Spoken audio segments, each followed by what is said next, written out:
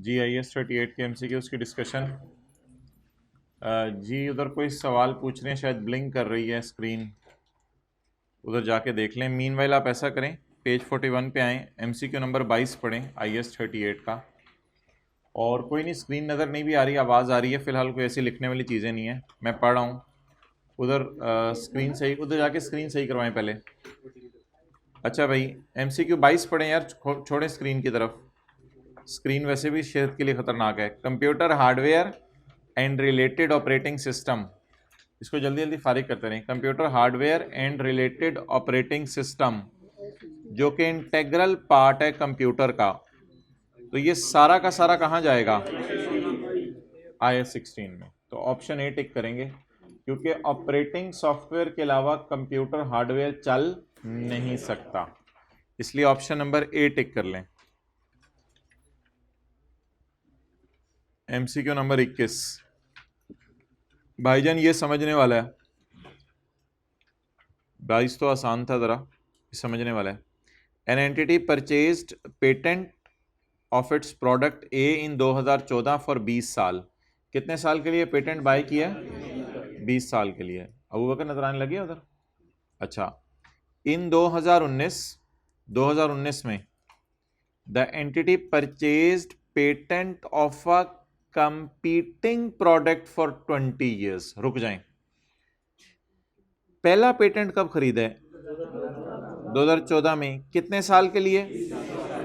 बातें बड़ी आसान सी हैं, हल्का सा फोकस चाहिए। दूसरा पेटेंट कब खरीदा है? 2019 में। Entity purchased patent of a competitor of a competing product, ये कोई और है। The entity purchased patent of a competing product for 20 years. अबे तूने अपना पेटेंट खरीदा हुआ था 20 साल के लिए 2014 में, 2019 में तुम्हें क्या तकलीफ हुई कि तुम किसी और का 20 साल के लिए पेटेंट खरीद लो? कहते हैं to eliminate the competition for product A.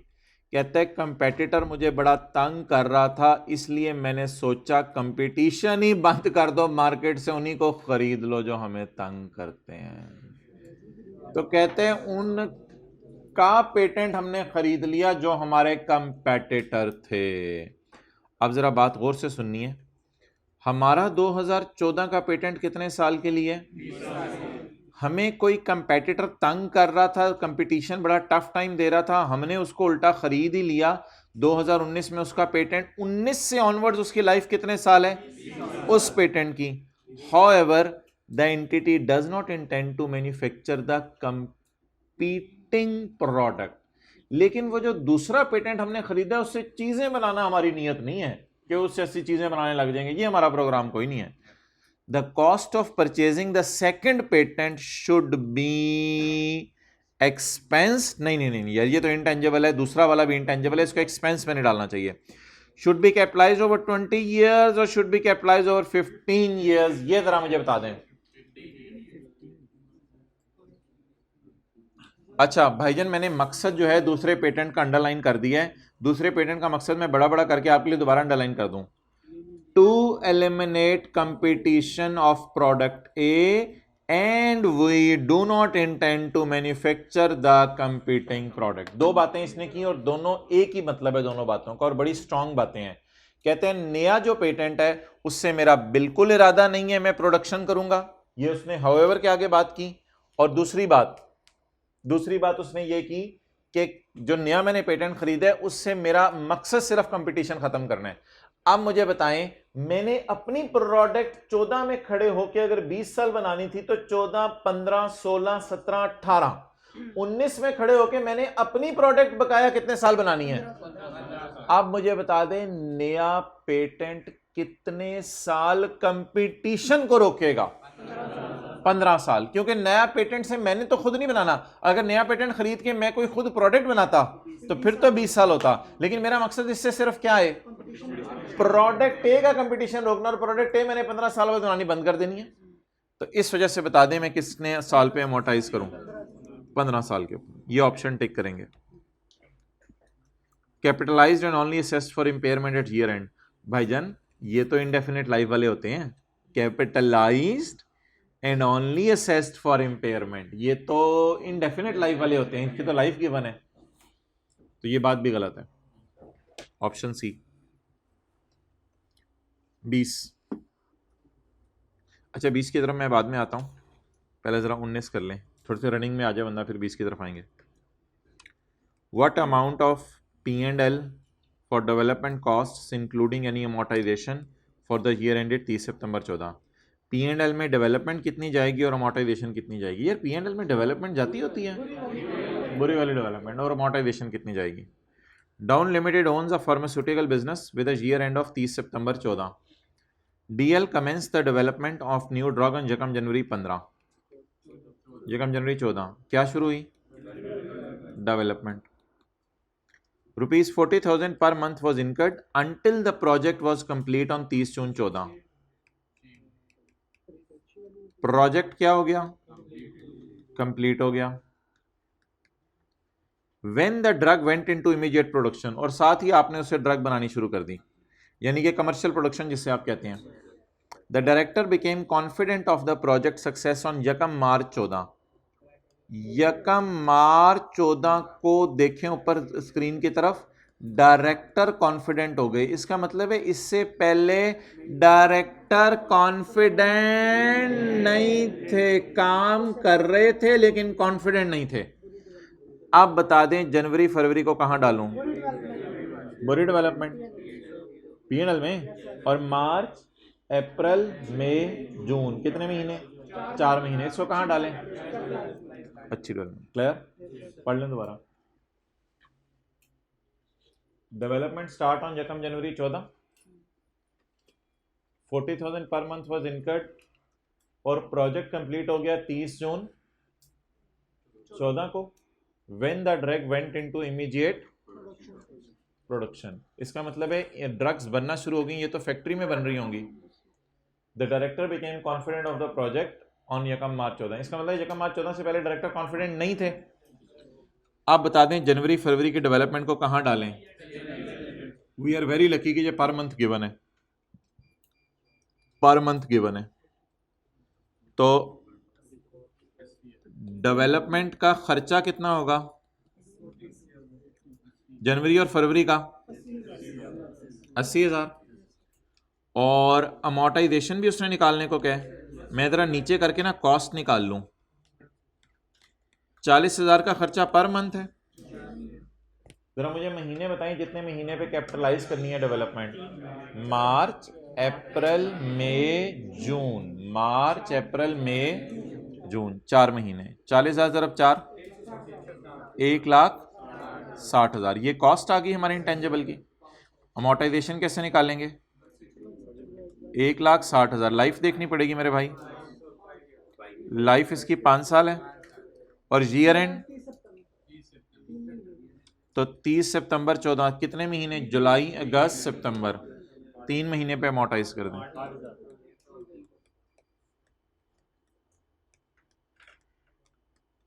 P&L में कितना जाएगा? अमोर्टाइजेशन भी जाएगी और बुरी वाली डेवलपमेंट भी जाएगी। नोट करने में 5 से 10 सेकंड लीजिएगा, ज्यादा नहीं, साथ साथ नोट।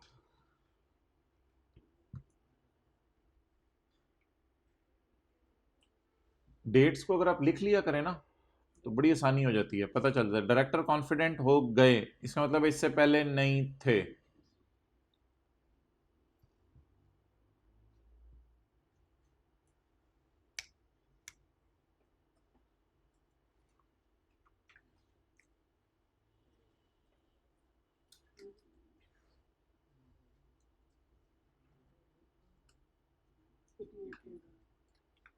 $88,000। Okay next.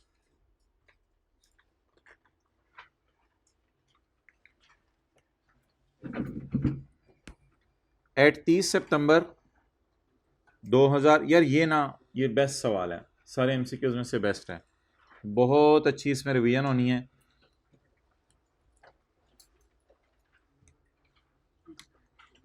इसमें मैं रिक्वायरमेंट भी बता दूं, जरा मेरे पास जगह खुली हो जाए। What should be the carrying amount of brand in balance sheet as at 30 September 19। तो ईयर एंड कौन सा है मेरा? 30 सितंबर 19। उसमें बैलेंस शीट पे कितने पे जाएगा ब्रांड? क्लियर? अच्छा जी, एट 30 सितंबर 19, साल के आखिरी दिन, Shakir limited trial balance should a brand at a cost of 30 million less accumulated amortization brought forward on Jakam October 8 of 9 million. बता दें ये accumulated amortization क्लोजिंग है या ये ओपनिंग है? ये ओपनिंग है. कॉस्ट दे दी और accumulated amortization दे दी. अच्छा, 30 सितंबर 19 को कहते हैं हमारे पास एसेट था 30 सितंबर 19. तो ईयर का स्टार्ट क्या होगा? यकम अक्टूबर 18. हमारे पास एक ब्रांड था जिसकी कॉस्ट थी 30 और इसकी ब्रॉड डाउन अकोमोलेटेड अमोर्टाइजेशन कितनी थी? Amortisation is based on 10 year life. वो ठीक है, अच्छी बात है. बता दें जी कॉस्ट कितनी थी ओपनिंग और अकोमोलेटेड अमोर्टाइजेशन. कॉस्ट कितनी है opening? 30. Opening accumulated amortisation, opening book value 21. हमें क्लोजिंग बुक वैल्यू चाहिए. सवाल की रिक्वायरमेंट मैंने मिटा दिया. An impairment review on mid of year. अक्टूबर, नवंबर, दिसंबर, जनवरी, फरवरी, मार्च, 6 महीने का सेट इधर बन जाएगा. अप्रैल, मई, जून, जुलाई, अगस्त, सितंबर, 6 महीने का सेट इधर बन जाएगा एग्जैक्ट मिड ऑफ ईयर में. तो हमने क्लास में जो इम्पेयरमेंट के सवाल किए थे वो हमने किए थे स्टार्ट ऑफ ईयर या एंड ऑफ ईयर पे. ये इम्पेयरमेंट कब है? एन इम्पेयरमेंट रिव्यू ऑन जकम अप्रैल कंक्लूडेड दैट.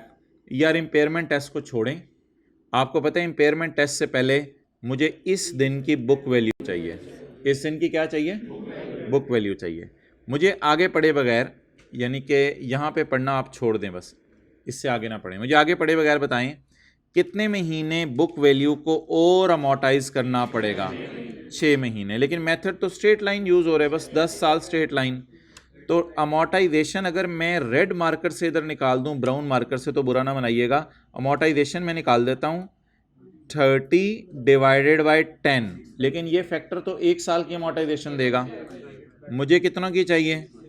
6 महीने की. 1.5. अब अगर आपके सामने मैं थोड़ा सा करके इसको कॉस्ट 30 लिखूं, क्योंकि ये 30 मैं उस 30 के आगे लिख रहा हूं कॉस्ट. और अकोमोलेटेड अमोर्टाइजेशन आपको पता है मेरी ग्रो कर गई है. नोर डेड कितनी हो गई है? 10.5. तो बीवी कितनी हो गई? 19.5. ये ब्राउन से बीच में, जिसे मैं ग्रीन से हाईलाइट कर रहा हूं, मैंने क्या निकाल दी? अमोर्टाइजेशन. ये तो ऐसे ही बीच में निकाल दी. कॉस्ट इधर की 30 आ गई, अकोमोलेटेड अमोर्टाइजेशन कितनी आ गई? 10.5. अभी मैं नोट करने दूंगा थोड़ा सा जरा कॉन्सेप्ट. कैलकुलेटर अब पकड़ें. ये 19.5 बुक वैल्यू आ गई. किस दिन की? 31 मार्च 19 या यकम अप्रैल 19, जो मर्जी कह दें आप. अच्छा, अब मैंने एक वर्किंग करनी है माय डियर. वो वर्किंग क्या होगी? इम्पेयरमेंट लॉस का टेस्ट होगा. इसमें कंपेयर करूंगा बुक वैल्यू को. किससे करूंगा जी? रिकवरेबल अमाउंट से. बुक वैल्यू अल्लाह का शुक्र है मैंने निकालनी है. That is 19.5. Book value is 19.5. Recoverable amount is higher of value in use और fair value minus cost to sell. IS 41 में भी कॉस्ट टू सेल का लफ्ज़ यूज होता है. वैसे इधर भी कॉस्ट टू सेल हो रहा है. ओके जी, बताएं भाईजान. Concluded at brand had a value in use of 12 million and a remaining useful life of. यार इस बात को मुझे याद कराइएगा जब मैंने अगली अमोर्टाइजेशन निकालनी हुई. इस बात को मुझे याद कराइएगा जब मैंने अगली अमोर्टाइजेशन निकालनी हुई. And a remaining life of 3 years. However, on the same date, SL received an offer to purchase the brand for rupees 15 million. बताएं जी वैल्यू इन यूज कितनी है? 12. भाईजान ये रिवैल्यूएशन मॉडल नहीं है कि आप कहें किसी थर्ड पार्टी से ऑफर आ रही है तो मैं फेयर वैल्यू इग्नोर कर दूं. मैंने कहा था अगर किसी थर्ड पार्टी से ऑफर आ जाए तो रीवैल्यू नहीं करना. ये तो इंपेयरमेंट टेस्ट से गुजार रहे हैं. तो फेयर वैल्यू कितनी है? एक पार्टी ने फेयर वैल्यू लगा दी है ना, कितनी? 15. कॉस्ट टू सेल सवाल में गिवन नहीं है, तो fair value minus cost to sell 15. अच्छा जी, बाहर जवाब कितना आ गया? 15.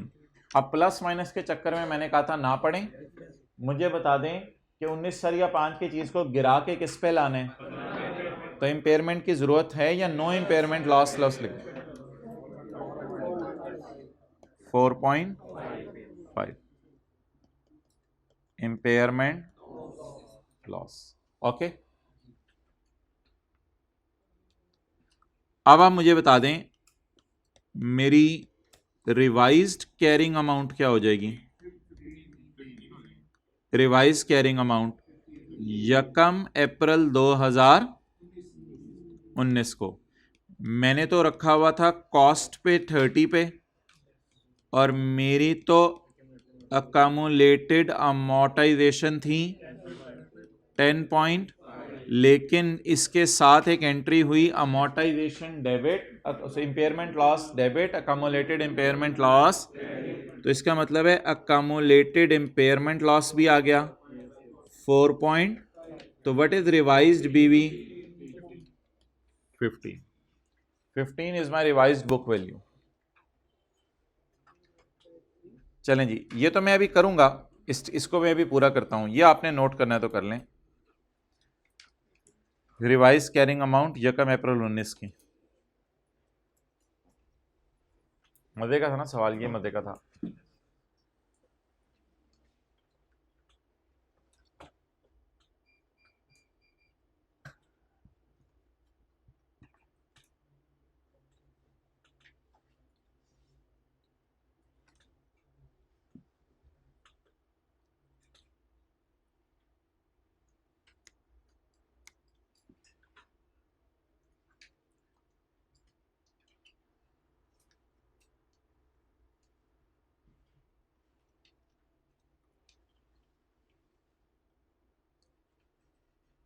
अबू बकर आप भी। अच्छा, आगे चलें। आप बता दें मैंने किस प्राइस को कितने सालों में खत्म करना है। 15 को कितने सालों में। अक्सर बच्चे ये सवाल पूछते हैं ये 3 साल कहां से आ गया भाईजान, सवाल में गिवन है, सवाल में गिवन है 3 साल। अब 15 मेरी 1 अप्रैल 19 को रिवाइज्ड बुक वैल्यू आ गई, इसको मैं रिमेनिंग लाइफ पे खत्म करूंगा। ये रिवाइज बुक वैल्यू नहीं थी, ये थी बुक वैल्यू बिफोर इंपेयरमेंट। असल में तो रिवाइज बुक वैल्यू अब सही वाली है जो मैंने साइड पे लिखी हुई है।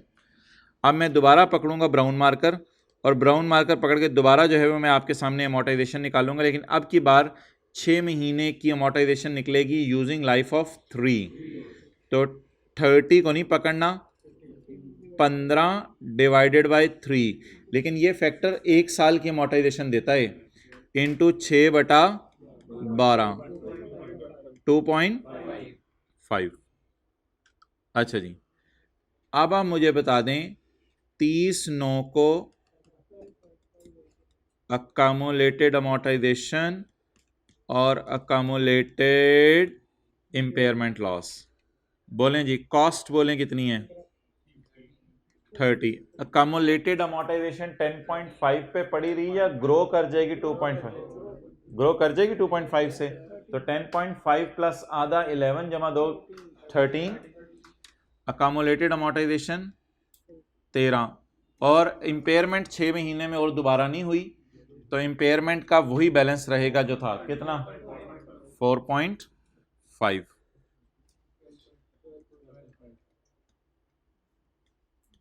क्या जवाब आ गया। ये सवाल की रिक्वायरमेंट थी जिसको मैंने स्काई ब्लू से हाईलाइट कर दिया कि बैलेंस शीट में बताओ आपने कितनी वैल्यू लेके जानी है।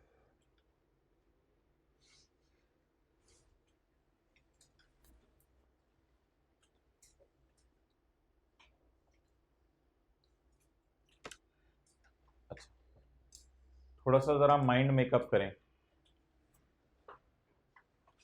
1-2 मिनट पहले दे दें। इधर कॉस्ट और अमोर्टाइजेशन गिवन थी, 6 महीने की अमोर्टाइजेशन हमने ओरिजिनल लाइफ पे निकाल ली, फिर यहां पे हमने बुक वैल्यू निकाली, बुक वैल्यू को पकड़ के इंपेयरमेंट टेस्ट से गुजारा, वो आसान तरीका था, इंपेयरमेंट लॉस आ गया, तो इसका मतलब है अकोमोलेटेड अमोर्टाइजेशन ही नहीं, इंपेयरमेंट लॉस भी माइनस होना चाहिए। अब 15 हमारे एसेट की कीमत है, इस 15 को कितने सालों में ख़त्म करना है, 3 सालों में। तो लेकिन 3 से डिवाइड किया 1 साल की अमोर्टाइजेशन आ गई, 6/12 किया 6 महीने की अमोर्टाइजेशन।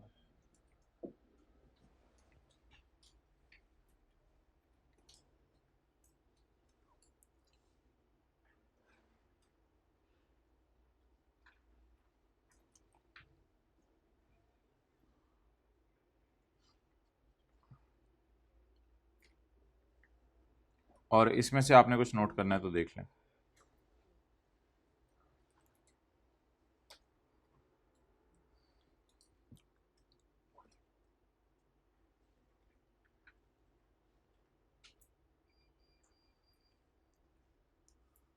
वो मैंने आपको कहा था IS-38 यूज़ करना बताऊंगा, अब बच्चे इतने कम आए हुए हैं, IS-38 क्लास आ जाए तो ठीक है। आप अब ये ना कहिएगा मुझे बोझ उठवा के ज़रूर लाना था।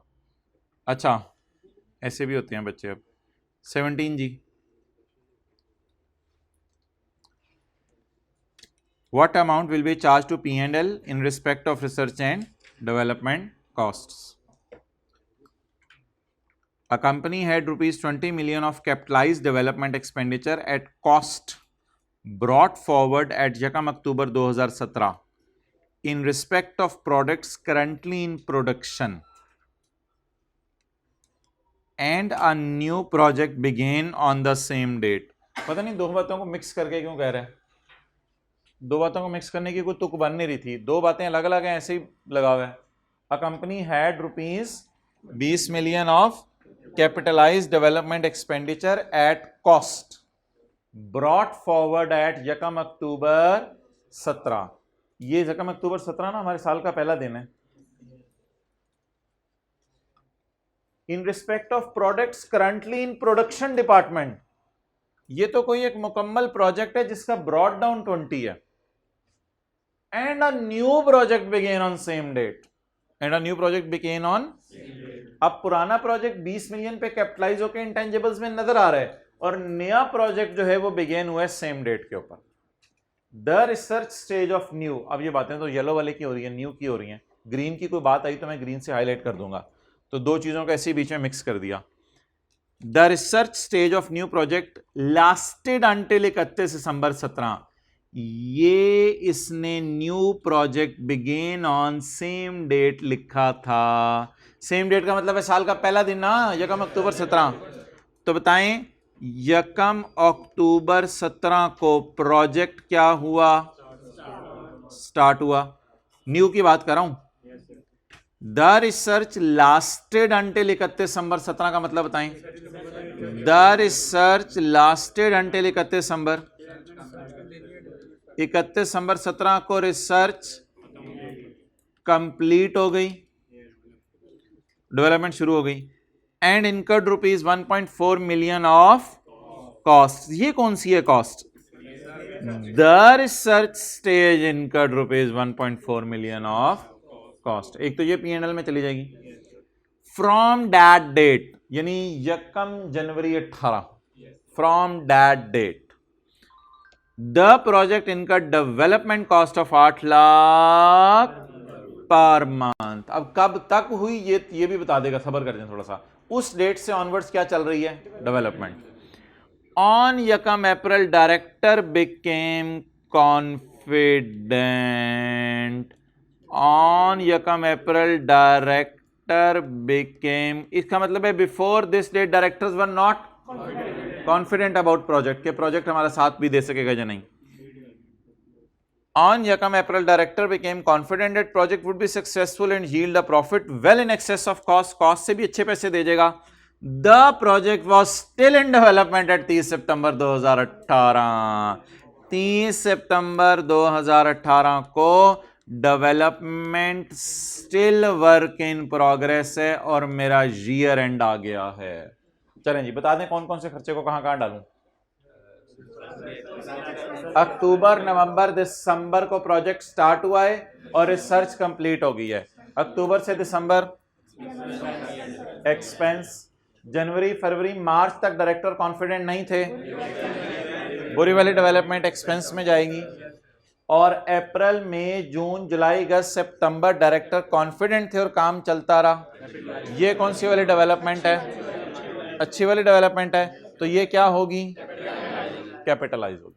ये कैपिटलाइज होगा। और मजे की बात यह है कि इस फेज का उसने टोटल खर्चा दिया और इधर से इधर उसने पर मंथ खर्चा दिया।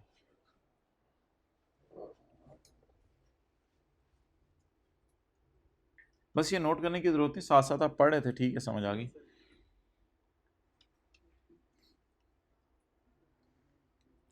अच्छा, ये सारी बात ना चलती रही हमारी न्यू प्रोजेक्ट के बारे में।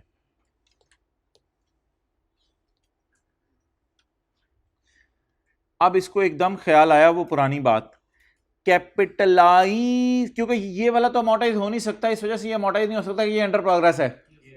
कैपिटलाइज्ड डेवलपमेंट, कैपिटलाइज्ड डेवलपमेंट, ये वाली capitalised development is amortized at 20% using the straight line method। तो ऐसे ही बीच में फ्राई किए हैं दो चीजें, तो दो प्रोजेक्ट को मिक्स करने की कोशिश की। अच्छा, अब मुझे बता दें आप कि रिसर्च का खर्चा कितना है। अब आप सवाल देख के बताएं रिसर्च कितनी है। 1,04 मिलियन। अच्छा, डेवलपमेंट आपने मुझे बतानी है बुरी वाली, जनवरी फरवरी मार्च, 3 महीने। कैलकुलेटर पकड़े बगैर बताएं, 3 महीने 8 लाख ज़रब 3, 8 3 बार 24 लाख। और भाईजान एसेट मुझे मत बनवाएं कि वर्क इन प्रोग्रेस है। मुझे पता है कि अप्रैल मई जून जुलाई अगस्त सितंबर वर्क इन प्रोग्रेस आएगा, उसको छोड़े पड़े, मेरे से तो P&L मांगा है। और इसको अमोर्टाइज भी नहीं करना क्योंकि अभी तक क्या है, वर्क इन प्रोग्रेस है। तो एक और अमोर्टाइजेशन किसी और प्रोजेक्ट की है, वो बता दें कितनी निकालनी है। 20% निकालनी है। उसकी कॉस्ट कितनी है?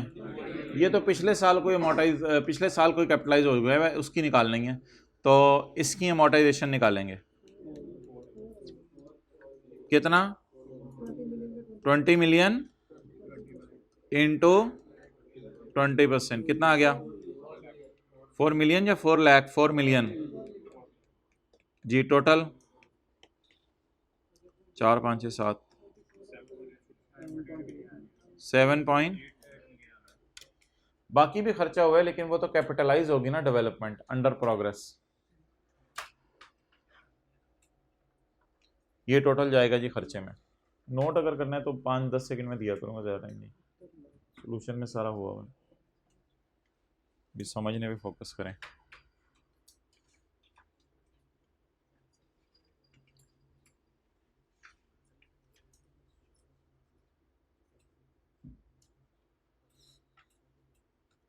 अच्छा जी, during the year to 31 December 2018 Faiz Limited incurred 2 lakh of development cost for a new product. During the year to 31 December 18 Faiz Limited incurred 2 lakh for development of a new product, ये डेवलपमेंट है। In addition FL spent 60,000 on यकम जनवरी 18 on machinery specifically used to help the development the new product and 40,000 on building the brand identity. Commercial production is expected during अगला साल। सवाल की requirement पढ़ लें। What value should be included in intangible in respect of above in the balance sheet as at 31 December 18। Balance sheet बनानी है जी 31 December 18 की। During 18 का साल Faiz इनकट 2 lakh of development cost for a new product. कुछ नहीं लिखा हुआ, इस डेवलपमेंट को क्या कर दें, कैपिटलाइज। एफएल स्पेंड 60,000 ऑन यकम जनवरी 18, साल का पहला दिन। FL spend 60,000। अच्छा, ये ना अब डेवलपमेंट इसने बताया नहीं कितना अरसा चली, कब चली, कैसे चली, तो कोई नहीं, बस सारी अच्छी डेवलपमेंट है, कैपिटलाइज कर दी हमने। अच्छा, in addition FL spend 60,000 on यकम जनवरी 18 on machinery specifically use to develop the new product. भाईजान इस मशीनरी की कॉस्ट को इंटेंजिबल में डालें या मशीनरी की 1 साल की डेप्रिसिएशन को? कमर्शियल प्रोडक्शन तो अगले साल शुरू होनी है, इसका मतलब है डेवलपमेंट शायद प्रोग्रेस टाइप चल रही है। कमर्शियल प्रोडक्शन कब शुरू होनी है? अगले साल शुरू होनी है। तो मुझे बता दें किस अमाउंट मशीनरी को पूरी, लैब इक्विपमेंट वाला सवाल याद है पास पेपर का क्वेश्चन में, लैब इक्विपमेंट की डेप्रिसिएशन को डाला था, तो अब मशीनरी की डेप्रिसिएशन को इंटेंजिबल की कॉस्ट में डालें, पूरा डालें या 4 से डिवाइड करके? 4 से डिवाइड करके। मैं मंथ से इसलिए मल्टीप्लाई नहीं करा कि सवाल ने बताया ही नहीं हुआ डेवलपमेंट कितना अर्सा चली है, सारा साल चली है, पहली ग्रीन वाली लाइन पढ़ लें, कोई पता नहीं चल रहा डेवलपमेंट कितना अर्सा चली, तो सारा साल चली होगी। तो in addition FL spent on यकम January on machinery specifically to develop, इसका मतलब है यकम जनवरी को डेवलपमेंट की जरूरत पड़ गई होगी। मशीन की कॉस्ट पकड़ें 60,000 लाइफ, तो 1 साल इसने हमारे साल डेवलपमेंट में साथ दिया। जैसे बात की थी जनरेटर कैंटीन बनाने में इस्तेमाल हो रहा है, कितना आ गया 15,000, ये कैपिटलाइज होगा एक्सपेंस आउट, ये भी कैपिटलाइज हो गया, ये भी कैपिटलाइज हो गया।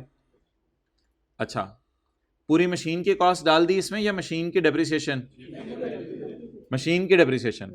यार ये 40,000 ब्रांड बिल्डिंग के ऊपर खर्च हुआ है, ब्रांड नाम बन जाए हमारा, ये तो एडवर्टाइजमेंट या इंटरनली जनरेटेड ब्रांड टाइप कोई चीज़ है, इसको कैपिटलाइज करेंगे एक्सपेंस आउट, तो 40,000 के साथ लिख लिया हमने एक्सपेंस आउट। तो टोटल बताएं आप बैलेंस शीट में इंटेंजिबल कितने पे नजर आएगा? 2 लाख। इसको डेप्रिशिएट या इसको अमोर्टाइज क्यों नहीं करना इंटेंजिबल को? अगले साल कमर्शियल प्रोडक्शन शुरू होनी है।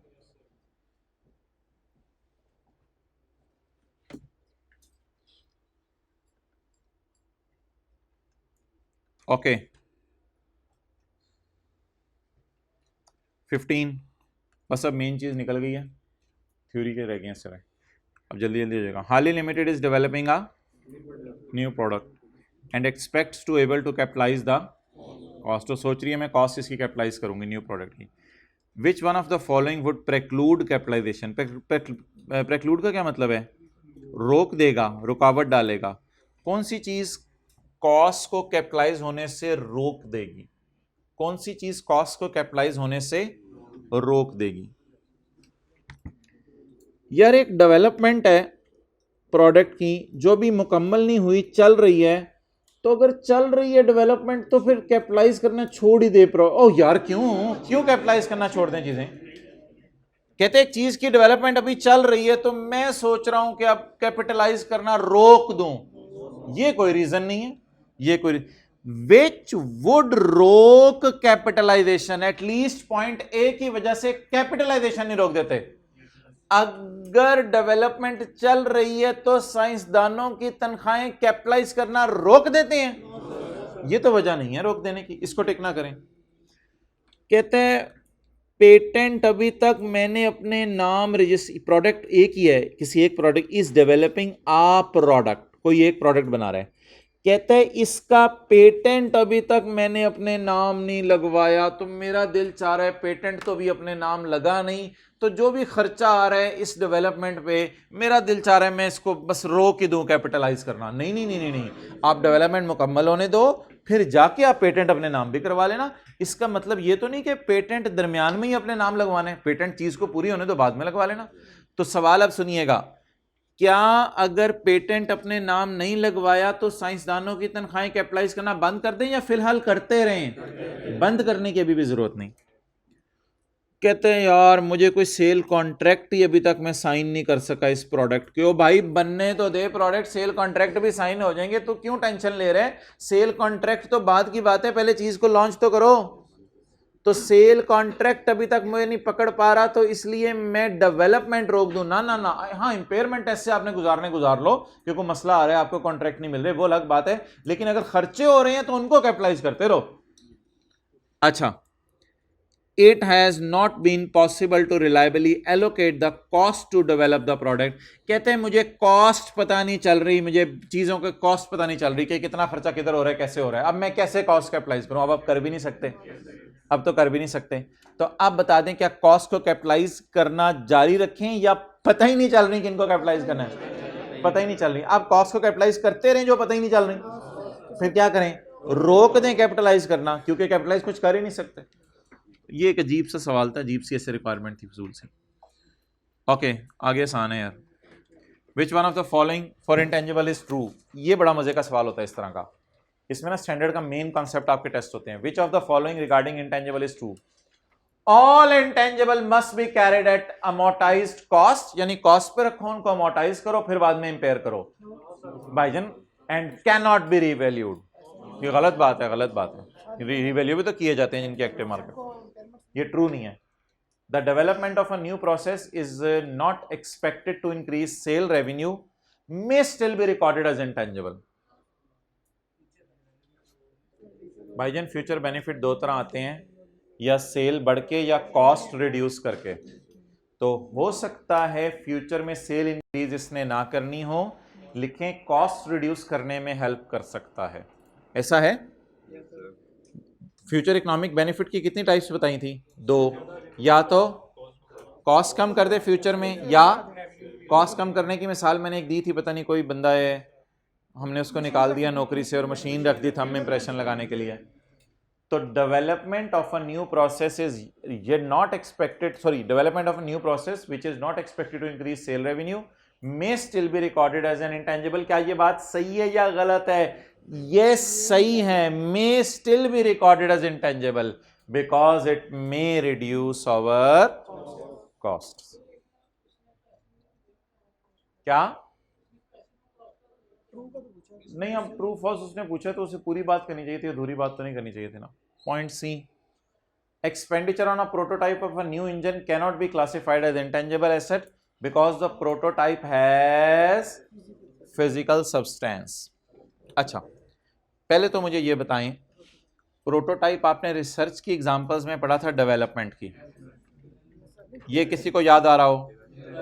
रिसर्च की एग्जांपल्स में पढ़ा था डेवलपमेंट की, देख लेते हैं।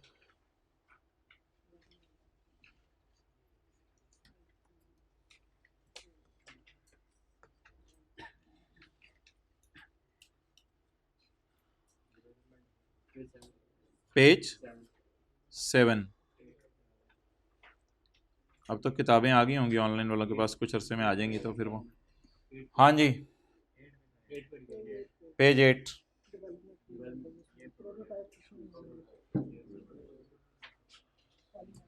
कौन सा पॉइंट है?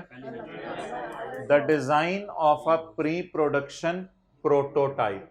प्रोटोटाइप मैंने कहा था छोटे छोटे मॉडल आप बना के चीजों के देख रहे होते हैं। अच्छा, कह रहे ये जो छोटे छोटे मॉडल चीजों के बन रहे होते हैं ना, इनको कहते हैं मैं हाथ लगा सकता हूं। और मजे की बात सुने, पायलट प्लांट को भी हाथ लगा सकते हैं। पायलट प्लांट इतने बड़े कमरे जितना नहीं होता, वो छोटा सा होता है। पायलट प्लांट को भी कहते हैं इन चीजों को ना मैं हाथ लगा सकता हूं। तो मेरा दिल चाह रहा है कि इनको डेवलपमेंट में ना डालूं। डेवलपमेंट में डाल के आपको पता है इंटेंजिबल में बैलेंस शीट में नजर आती हैं जो चीजें, पहले दिन से यही पढ़े ना, अच्छी वाली डेवलपमेंट यही तो होती है, अच्छी वाली डेवलपमेंट। और क्या होती है अच्छी वाली डेवलपमेंट? यही तो होती है सारी अच्छी वाली डेवलपमेंट। तो अच्छी वाली डेवलपमेंट कहां चली जाती है? इंटेंजिबल में, टेंजिबल में नहीं जाती। कहते हैं मेरा दिल, मिसाल दे रहा हूं, मेरा दिल चाह रहा है प्रोटोटाइप को, पायलट प्लांट को टच कर सकते हैं, तो शायद ये टेंजिबल है। कैसी बात है? They will still remain as intangible, क्योंकि ये एक प्रोसेस में सिर्फ हमें हेल्प कर रहे हैं, बाद में हमने इनको फेंक देना है। कोई टेंजिबल के तौर पे कई साल अपने पास नहीं रखना कि टेंजिबल बना के 10 साल पे डेप्रिशिएट करो इनको। ये तो हमने इनको इस्तेमाल करके फेंक देना है, ये किसी काम के नहीं है। हमारे प्रोटोटाइप, सैंपल, मॉडल बनाए जाते हैं और बना के फारग कर दिए जाते हैं। अब जरा पढ़ें क्या पूछ रहे हैं वो। Expenditure on prototype of an engine. अच्छा, इसको जरा मैं कैन करके पढ़ने लगा हूं। Can be classified as an intangible. इतना सा जरा पढ़ के बता दें क्या मैं सही कह रहा हूं या गलत कह रहा हूं। Expenditure on prototype of new engine can be classified as intangible. ये बात मेरी सही है?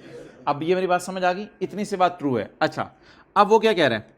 वो कह रहे हैं expenditure on prototype engine can not be classified as intangible. आगे लॉजिक सुने, लॉजिक सुने। क्योंकि कहते हैं इसका फिजिकल सब्सटेंस है, तो ये तो इंटेंजिबल नहीं हो सकता। ये बात इसकी सही है या गलत है? कैन नॉट लिखा हुआ ना, हालांकि इट कैन बी। अच्छा, अब ट्रू फिक्रा पता है क्या बनेगा? ट्रू फिक्रा अगर आपको बनवा दूं, ये तो फॉल्स है ना। ट्रू फिक्रा आप पढ़ेंगे ना, आप आश्चर्य कर उठेंगे। ट्रू फिक्रा क्या बनेगा? ट्रू फिक्रा ये बनेगा, नहीं, मुझे जरा पूरा फिक्रा बनाने दें, आप पढ़ें, अब बड़ा मजा आएगा पढ़ने का। Expenditure on prototype of a new engine can be capitalized as even if the prototype has a अब मजा आया पढ़ने का? Even if the prototype has a physical, चाहे फिजिकल सब्सटेंस है उससे कोई फर्क नहीं पड़ता, it will be classified as, बोलें, इंटेंजिबल। पॉइंट ए कहते हैं सारे इंटेंजिबल्स को ना कॉस्ट पे रखो और उनको कभी भी रिवैल्यू ना करो। ये तो बात गलत है ना, जिनकी एक्टिव मार्केट है उनको रिवैल्यू कर सकते हैं। ऑप्शन बी टिक कर लें। अच्छा जी, IS 38 gives examples of activities that would be regarded as research। तो रिसर्च की खोल लेते हैं examples. IS 38 give examples of activities that would be regarded as research। IS 38 कहते हैं कुछ एग्जांपल्स देता है that would be regarded as research। Para 56 and therefore not eligible for recording as intangible। ठीक है, बिल्कुल सही बात है।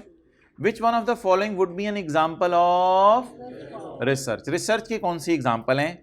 Design and construction of chosen alternative products और processes. Design and construction of chosen alternative of products और services. ये अगर आप देखें, ये ऑप्शन जो है वो कहां पे आ रहा है? Design and construction of chosen alternative products और ये तो डेवलपमेंट से टिक हो रहा है और वो क्या कह रहा था? रिसर्च। तो क्या which one of the following would be regarded as research? इसको मैं रिसर्च मानूं या ये डेवलपमेंट है? अगला पढ़ें। Design of pre production prototypes and models. ये मैंने पैरा 59 खोला हुआ है डेवलपमेंट का। Design of pre production prototypes and, is it an example of development और research? Development. Design of possible new और इंप्रूव्ड प्रोडक्ट और process alternative. Design of possible, अच्छा इसकी तरफ मैं जरा बाद में आता हूं, आखिरी पढ़ लें। Design construction and operation of a pilot plant. Design construction and operation of a pilot plant, तो ये क्या है? डेवलपमेंट। अच्छा ये जरा देखें, डिजाइन ऑफ पॉसिबल न्यू और इंप्रूव प्रोडक्ट और process alternatives.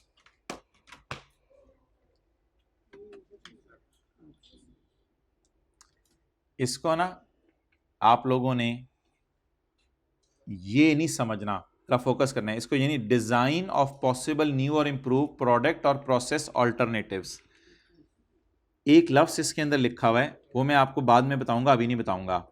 Design of possible new or improved product, design of possible new or improved product or process alternative, new product और process alternatives, इस किस्म का कुछ लफ्ज है। लेकिन एक बात मजे की सुने, पिछले सफे पे आए। डिजाइन ऑफ पॉसिबल और इंप्रूव प्रोडक्ट और प्रोसेस ऑल्टरनेटिव्स, एक लफ्ज यहां पे लिखा हुआ है जो आप जरा फोकस करें, वो क्या है? Alternatives, possible alternatives, possible alternatives. इधर देखें, इधर लफ्ज लिखा हुआ है पॉसिबल ऑल्टरनेटिव, ये मैंने आपको क्लास में भी बताया था, और इधर लफ्ज लिखा हुआ है चूजन ऑल्टरनेटिव। तो that was a bit tricky, थोड़ा सा ये फर्क है दोनों में, क्लास में भी इसलिए फोकस करवाया था। और देख लेना, पॉसिबल ऑल्टरनेटिव होते हैं शायद ये, शायद ये, शायद ये, और चूजन ऑल्टरनेटिव होते हैं एग्जैक्टली ये। तो ज्यादा डेवलपमेंट के करीब चूजन ऑल्टरनेटिव का लफ्ज जा रहा है, ना कि पॉसिबल ऑल्टरनेटिव। आगे चलें जी, ये नहीं अभी आप कर सकते, ये कंसोलिडेशन के बाद, हाँ इसका सी टिक करना था, ये कंसोलिडेशन के बाद अभी समझ नहीं आएगा। 11 कर लिया हुआ है, 10। यार ये जो हमारा की स्टाफ होता है, जैसे कॉलेज में टीचर्स हैं, which two of the following are the reasons why teachers can not be capitalize an intangible? College की बैलेंस शीट में टीचर्स इंटेंजिबल क्यों नहीं आ सकते? जरा सोच के बता दें, कोई 2 वजूहात कहता है, बताएं इनमें से।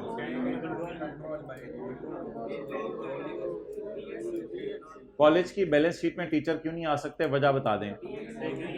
कोई क्रिकेट लीग है, उसने किसी प्लेयर के साथ मुआहिदा कर लिया, वो फिर भी प्लेयर क्रिकेट लीग वालों की बैलेंस शीट में नजर नहीं आ सकता, इसकी वजह बताएं। ऑप्शन बताएं, नंबर बी एंड बी और सी बता रहे हैं लोग, चलें पढ़ लेते हैं। They do not provide benefit, नहीं, दे प्रोवाइड बेनिफिट तो देते हैं। दे can not be controlled by entity, ये बात तो ठीक है, ये वजह है कि कैन नॉट बी कैपिटलाइज्ड। इनको क्यों नहीं बैलेंस शीट में शो किया जा सकता टीचर्स को? They can not be controlled and their value can not be measured reliably. They are not separable from business, नहीं, बिजनेस से सेपरेट हो सकते हैं, पूरा बिजनेस तो नहीं बेचना पड़ता, बिजनेस से सेपरेट होकर चले जाएं जहां मर्जी।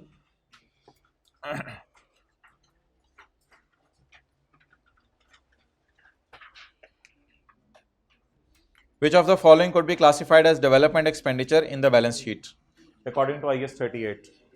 कौन सी चीजें क्या कह रहे हैं, बोले। Which of the following could be classified as development expenditure? 1,20,000 spent on developing a prototype and testing a new type of propulsion system. Propulsion system होता है ऐसे ही वो खेतों के लिए और इधर-उधर. The project needs further work on it as the system is currently not viable.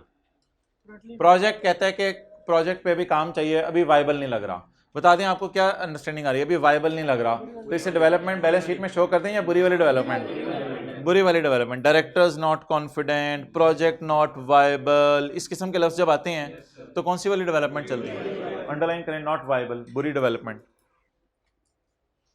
आगे चलें। 50,000 रुपये आपने लोकल यूनिवर्सिटी को दिया है कि वो रिसर्च करके दे दें हमें, एनवायरमेंटल फ्रेंडली कोई चीज़ें रिसर्च करके दे दें हमें। रिसर्च एक्सपेंस में जाएगी, बैलेंस शीट में तो नहीं नजर आएगी। तो लाइनें बड़ी मुश्किलें, बीच में एक दो बात आसान आ जाती है डिसीजन लेने के लिए। 35,000 for developing an electric bicycle, सुभान अल्लाह, इलेक्ट्रिक गाड़ियां बना रहे हैं, ये बाईसाइकिल बना रहे हैं। 35,000 for developing an electric bicycle, this is near completion, माशाल्लाह कंप्लीट होने वाला है। And the product will be launch soon, और इंशाल्लाह हो सकता है अगले साल तक इलेक्ट्रिक बाइक हम बेचना भी शुरू कर दें, क्योंकि ये project first of its kind, it is expected to make a बाइजन फ्यूचर इकोनॉमिक बेनिफिट नहीं आने, it is expected to make a asset. Record करने की दो शर्तें हैं, cost can be measured reliably and future, जो चीज पहले दिन से ही लॉस मेकिंग है उसे एसेट बनाने की जरूरत नहीं है, फ्यूचर इकोनॉमिक बेनिफिट्स नहीं आने। 65,000 developing a special type of new packaging for a new energy efficient light bulb. Energy efficient light bulb come energy use करेगा। The packaging is expected to reduce the mass distribution cost by 35,000। इसकी वजह से हमारी costs कम हो जाएंगी, revenue शायद ना बढ़े, कॉस्ट कम हो जाएंगी हमारी। यस, इट इज डेवलपमेंट, इसको आप कैपिटलाइज कर सकते हैं, क्योंकि फायदे दो तरह आ सकते हैं, या रेवेन्यू बढ़ के, ये दो तरीके हैं ना रेवेन्यू फायदा आने के, इकोनॉमिक बेनिफिट आने के दो तरीके जल्दी बताएं, या सेल रेवेन्यू बढ़ जाए या कॉस्ट कम हो जाए। ये फारिग करें, ये कंसोलिडेशन के बाद होगा। Point number 8। अच्छा, विच of the following shall be capitalised intangible in balance sheet, जल्दी से कर लें। 4 लाख रुपया न्यू प्रोसेस का है, which will bring in no revenue but is expected to significant cost saving, ये इंटेंजिबल आएगा? सवाल की रिक्वायरमेंट क्या, शैल बी, हाँ इसको टेक करें। 4 lakh developing a new product, during development a competitor launched a rival product and now the entity is hesitant to commit further expenditure to this process.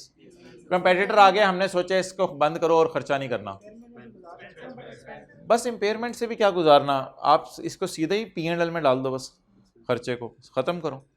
Abandon करना मेरे ख्याल से लफ्ज़ इसके लिए अच्छा होगा, अबंडन करना, फारिग कर दिया प्रोजेक्ट, तो इसको एक्सपेंस में डालें।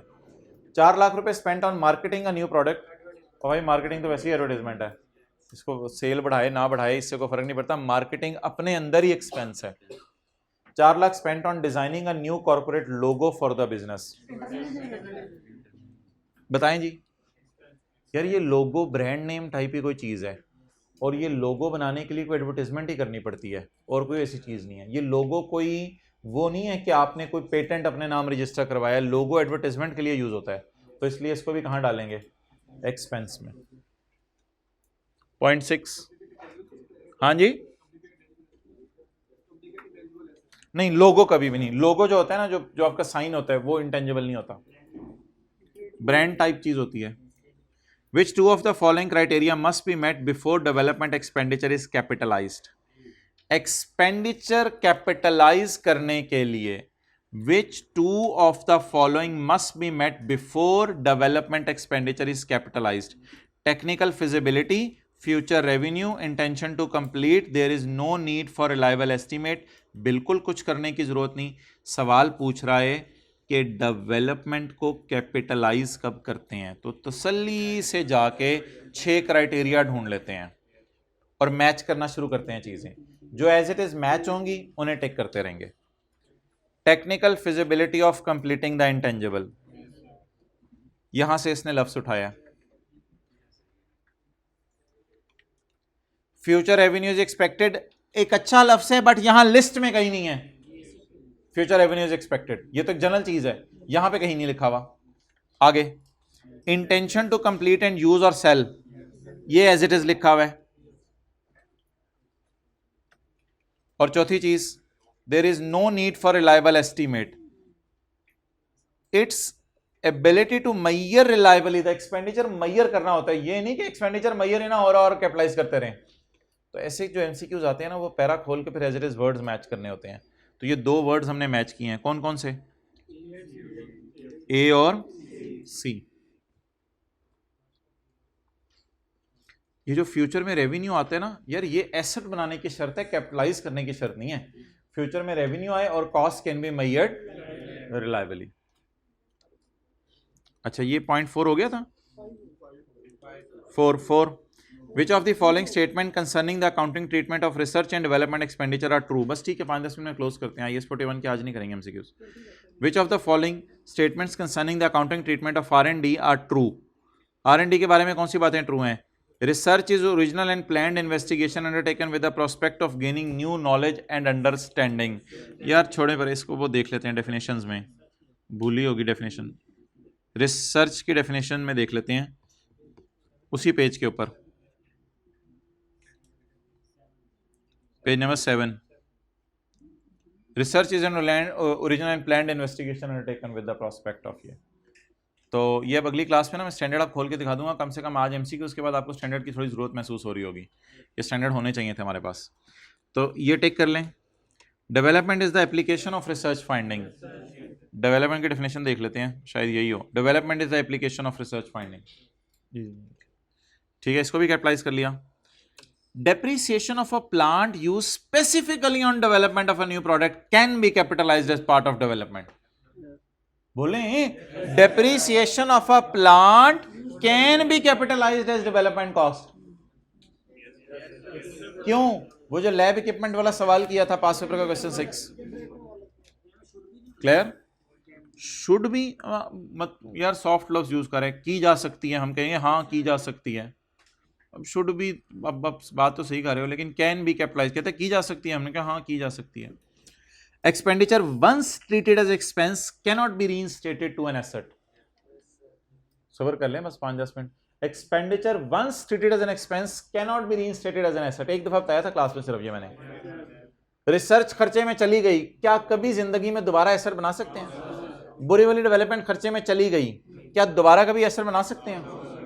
तो ये बात भी सही है। Expense once treated cannot be recorded as an asset।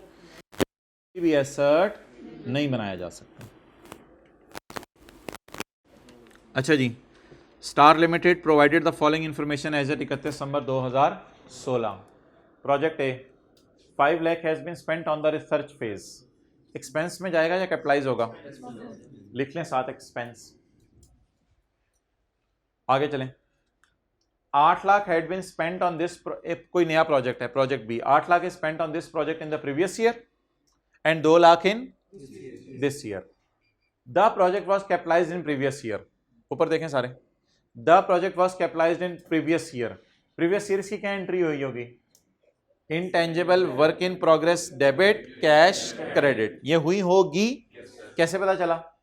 the project was capitalized in, However, it has been decided to abandon this project at end of year. हमारे साल के एंड पे सोचा इसको अबंडन कर दें. क्या कोई खर्चा बता सकता है कितना आएगा? 2 लाख वालों तोबा करो, 2 लाख वालों तोबा करो. इस साल अबंडन हो रहा है प्रोजेक्ट, तो माना कि इस साल का 2 लाख खर्चे में जाएगा. पुराने 8 लाख को आप पड़ा रहने दें इंटेंजिबल्स में, उसको पड़ा रहने दें, उसको भी आप निकाल दें. इस साल मसला आया ना, तो ये एक ऐसा सिनेरियो है जिसमें पिछले साल कैपिटलाइज कर दिया था, लेकिन अब सोचे प्रोजेक्ट को शॉपर में फेंक के फारग कर दें. अब पिछले साल मैंने पहले पूछा था 8 लाख की क्या एंट्री हुई थी? Intangible work in progress debit cash 2 lakh abandon हो गया. इस साल तो प्रोजेक्ट अबंडन हो गया. एक्सपेंस डेबिट, पिछले वाले 8 लाख का क्या करें?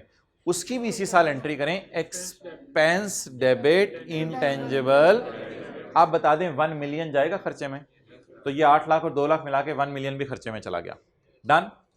प्रोजेक्ट क्या चीज? बोलो बोलो बोलो.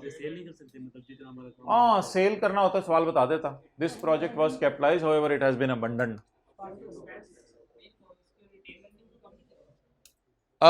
या रिटेन्ड अर्निंग को कम नहीं करते. रिटेन्ड अर्निंग होती है प्रायर ईयर एरर. ये प्रायर ईयर एरर नहीं है. प्रायर ईयर हमारा अबंडन करने का इरादा नहीं था. प्रायर ईयर अबंडन करने का इरादा होता और एसर बना दिया होता, फिर वो रिटेन्ड अर्निंग में जाती है गलती. तो ये इसे एक्सपेंस बनाएंगे. दोबारा सुन लें यार, इसको ना चेंज इन एस्टीमेट कहते हैं. देखें इधर, पिछले साल हमने एंट्री की इंटेंजिबल डेबिट. भाईजान ये गलती नहीं है. गलती तब होती है जब पिछले साल कोई मसला हो चुका हो. अच्छी वाली डेवलपमेंट समझ के इसे कैपिटलाइज किया. अगले साल प्रोजेक्ट अबंडन करेंगे. Expense debit cash credit. अब पिछले वाला बैलेंस शीट में खड़ा हुआ है 8, वो खड़ा रहेगा बैलेंस शीट में अगर उसे फारिग ना किया. अब उसे फारिग करने का तरीका बता दें क्या है. इंटेंजिबल को क्रेडिट कर दें और एक्सपेंस को अब बता दें इस साल के खर्चे में कितना जाएगा. 10. तो 10 इस साल के खर्चे में चला जाएगा.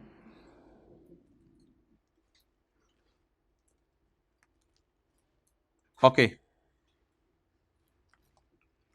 Project C, 1 million was spent on this project in this year. The project meets the criteria of capitalization. ये कैपिटलाइज होगा. तो फिर ऑप्शन नंबर बी टिक करेंगे. हमारे प्रॉफिट 15 लाख से कम क्यों होंगे? एक ये 5 लाख वाला खर्चा, एक 8 लाख वाला, एक 2 लाख वाला. 10 लाख जमा 5 लाख, 15 लाख से प्रॉफिट कम हो जाएंगे. और इंटेंजिबल्स कितने से बढ़ जाएंगे? 1 मिलियन से. Power limited spent ₹2 lakh research, ऊपर लिख लें एक्सपेंस में चला जाएगा. 2 lakh researching new cleaning chemical in the year ended. They have also spent 4 lakh on development which will go into production into next year. वो तो कोई मसला नहीं, अगले साल कमर्शियल प्रोडक्शन शुरू हो जाएगी, लेकिन डेवलपमेंट का क्राइटेरिया मीट हो रहा है, तो इसे क्या कर देंगे? कैपिटलाइज. तो नीचे से देख लीजिएगा ऑप्शन कौन सी है. आखिरी सवाल कौन सा था? 20.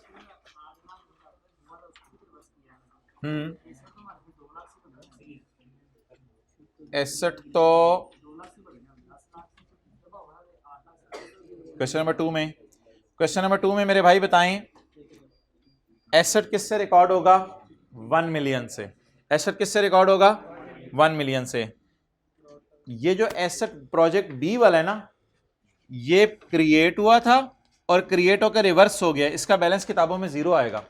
कैरी डाउन 0 हो जाएगा ना इसका. तो क्रिएट हुआ, रिवर्स हुआ. अब समझ आ गई? अच्छा यार देख लें, भाई ने क्या सवाल पूछा था. भाई कह रहे थे ये तीनों ना इंडिपेंडेंट प्रोजेक्ट हैं, ए बी और सी. ये पहली बात जहन में रख लें, ठीक है. 1 बाय 1 दोबारा डिस्कस कर लें. 5 लाख की entry, research expense debit cash credit, ये P&L में चला गया.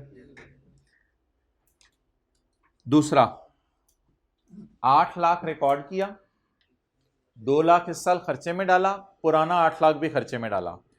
इस एंट्री के बाद मुझे कैरिंग अमाउंट बता दें प्रोजेक्ट बी के इंटेंजिबल की.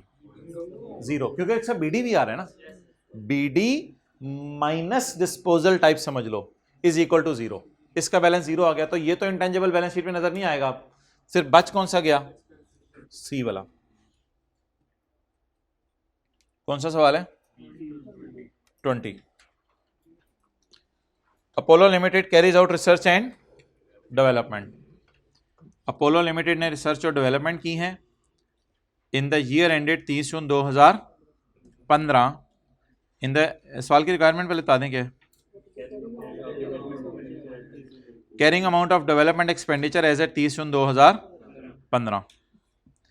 Apollo limited carries out research and development in the year ended 30 June 2015। L incurred total cost in relation to project M of in the year ended 30 June 15। L incurred total cost in relation to project of 750 million, spending the same amount each month up to 30 April 15। Year end क्या है मेरा?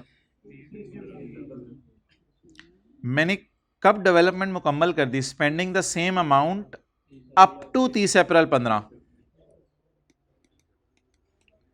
30 April 15 को development complete, when the project was completed. अच्छा, अजीब सा सवाल है, उल्टा सा। पहले डेवलपमेंट मुकम्मल बता रहा है। The product produced by the project went on sale from 31 मई 15। यार ये तो ऐसे ही घुमाने के लिए किया है। फैक्ट्री से जो चीज़ें बनी ना, उनको जो है वो प्रोडक्ट को सेल करना हमने शुरू किया 1 महीने बाद। इस बात को मैंने कहा था इग्नोर करेंगे। जिस दिन डेवलपमेंट मुकम्मल हो गई उस दिन से आप अमोर्टाइज करना शुरू कर देंगे। तो ये 31 मई की डेट तो ऐसी रेलिवेंट सी है। साइंसदानों को हमने 30 अप्रैल को निकाल दिया है अपने लैब से। The project has been confirmed as feasible on 1 January 15। 1 जनवरी को प्रोजेक्ट कंफर्म हो गया, ये फिजिबल है। मेरे ख्याल से फिर इससे पहले फिजिबल नहीं होगा। The project has been confirmed as feasible on, इससे पहले फिर फिजिबल नहीं होगा ना। And the product produced by project was expected to have a useful life of 5 years। What is the carrying amount of development expenditure? अच्छा, इस सवाल को मैंने इसलिए छुड़वाया हुआ था भाईजान कि स्टार्ट की डेट नहीं बताई हुई। ऐसा ही है ना, स्टार्ट की डेट नहीं बताई हुई, लेकिन कोई ना कोई बेसिस तो होंगे ना आगे कैलकुलेशन के लिए। तो कोई मसला नहीं, जो भी आपको समझ आ रही है बात, वो जम्पशन लेके आप मुझे एसेट की कॉस्ट बाद में निकाल दें, फिर अमोर्टाइजेशन इकट्ठे निकाल लेते हैं। एसेट की कॉस्ट निकाल दें।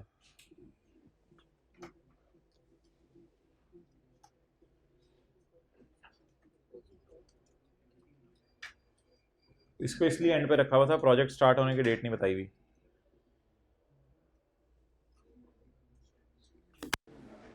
अच्छा जी, किस साल प्रोजेक्ट हुआ? वो जो आखिरी दिनों में एक मैंने रूल बताया था, किस साल प्रोजेक्ट हुआ? 30 जून 15 में। किस दिन तक प्रोजेक्ट होता रहा? 30 अप्रैल तक। किस दिन प्रोजेक्ट के बारे में हम कंफर्म हो गए कि ये फिजिबल है? इसका मतलब है इससे पहले हो रहा था लेकिन हम फिजिबल समझ। तो भाई इन द ईयर एंडेड फिर साल के शुरू से ही शुरू हो गया होगा ना। अब और क्या कर सकते हैं? और तो कोई चारा नहीं ना हमारे पास, सिवाय इसके कि अज्यूम करें कि प्रोजेक्ट कब शुरू हो गया। बोलें साल के शुरू में। साल की आखिरी तारीख क्या है?